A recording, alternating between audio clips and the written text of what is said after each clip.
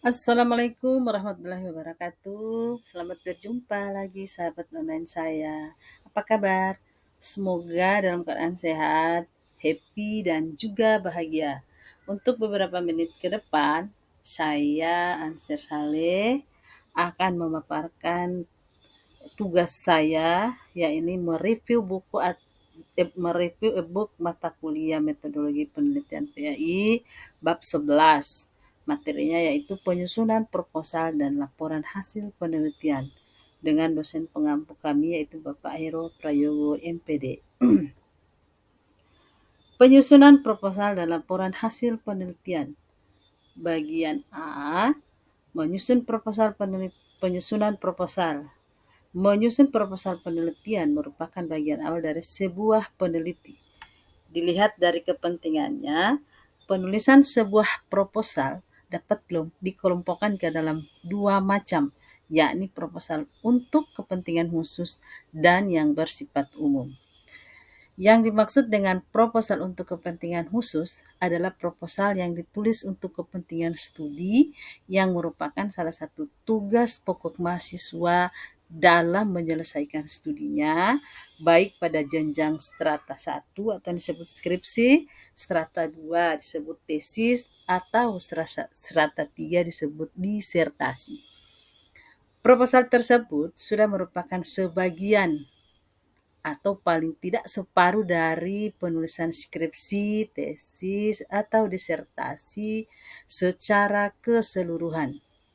Sebagaimana diketahui bahwa langkah-langkah dalam penelitian meliputi yang pertama, memilih masalah, studi pendahuluan, merumuskan masalah, merumuskan anggaran dasar, merumuskan hipotesis, memilih pendekatan, menentukan variabel, menentukan sumber data, selanjutnya menentukan dan menyusun instrumen, mengumpulkan data, analisis data, menarik kesimpulan, dan yang terakhir adalah menyusun laporan.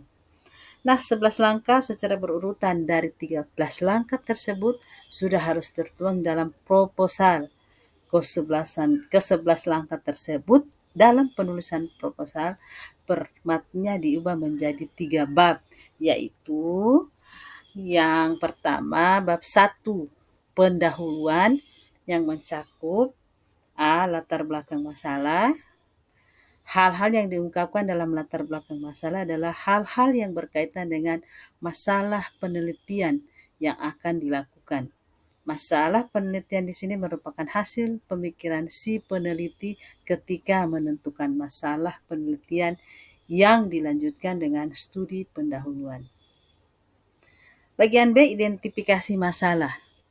Identifikasi masalah dimaksudkan untuk menginventarisir masalah-masalah yang erat kaitannya dengan masalah penelitian yang akan dilakukan.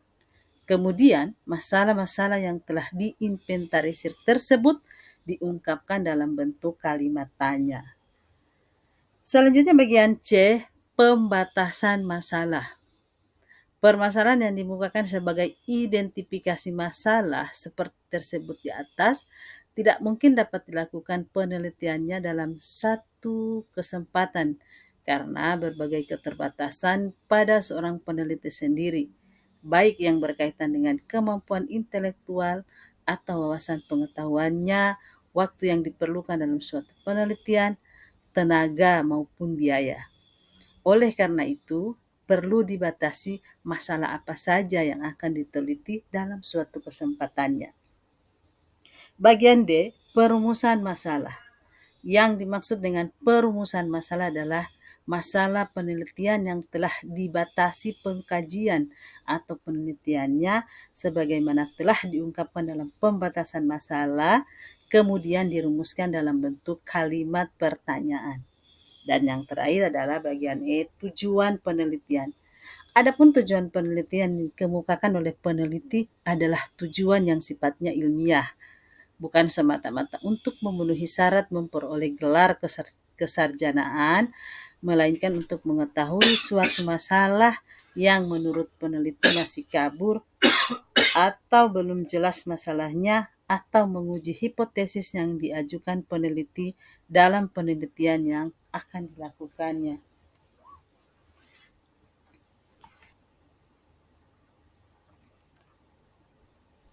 Berikut bab 2, landasan teori dan kerangka berpikir yang terdiri dari landasan teori, kerangka berpikir, penelitian yang relevan, hipotesis penelitian.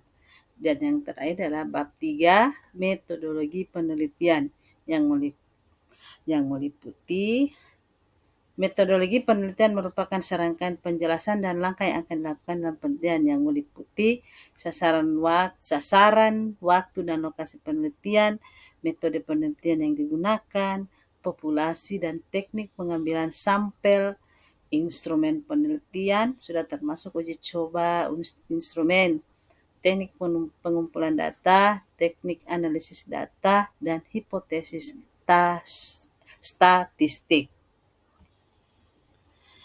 Yang berikut bagian B, tata cara penulisan hasil penelitian. Laporan suatu kegiatan penelitian harus memuat berbagai aspek yang dapat memberikan gambaran kepada pembaca tentang seluruh kegiatan penelitian mulai dari persiapan sampai kepada penarikan kesimpulan. Yang perlu diperhatikan peneliti dalam menulis laporan hasil penelitiannya antara lain adalah yang pertama, peneliti dalam menulis laporannya harus tahu betul kepada siapa laporan itu ditujukan. Kemudian, yang kedua, peneliti dalam menulis laporannya harus menyadari bahwa pembaca laporan penelitiannya tidak mengikuti kegiatan proses penelitian. Akan tetapi, si pembaca oleh peneliti diajak untuk mencoba mengikuti proses penelitian yang telah dilakukannya. Oleh karena itu, langkah demi langkah yang dilakukan peneliti dalam penelitiannya harus dikemukakan, termasuk mengapa hal itu dikemukakan.